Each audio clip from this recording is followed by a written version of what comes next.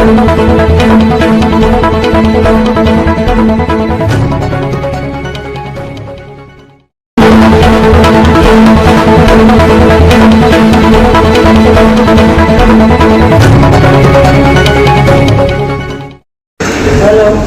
परंपरा, अघोरी महाराज संत मनसागिरी।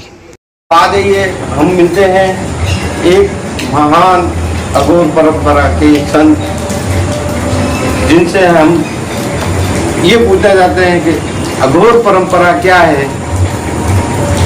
अघोर परंपरा भगवान शिव की परंपरा है और भगवान शिव ने जब मल्हार नाम के जो राक्षस हुए, जिन्होंने महाकाली को बंधन में लिया था, उस समय माँ जगदम्बा परम शक्ति महाकाली को उनके बंधन से मुक्त करने के लिए भगवान महादेव ने प्रथम रूप अघोर रूप में धारण किया।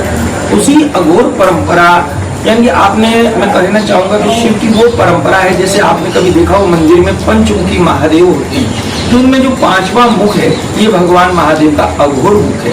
यानी अघोर का मतलब होता है सहज, सरल, बच्चे की बात। यानी जब इस पृथ्वी पर एक बच्चा जब जन्म लेता है माँ के गर्भ से, तो उस समय वो मल मूत्र से लिपटा होता है, उसे किसी प्रकार का कोई भान नहीं होता, वो अघोर रूप होता है। वही बच्चा जब 5-6 महीने का होता है और मल मूत्र में अगर बिस्तर में पड़ा हुआ होता है, तो उसे कोई भी घृणा नहीं होती, और इसी प्रकार से अगर वो उसका मल में हाथ जाके मुंह में भी चला जाता है तो भी उसे कोई पता नहीं होता। ये अघोर का रूप है। माँ पृथ्वी सबसे पहली अघोर है, जो हमें खाने को अन्न देती है और हम उसी के ऊपर गंदगी करते हैं, लेकिन वो अपनी धैर्यता का परिचय देती है और हमारा पालन करती है।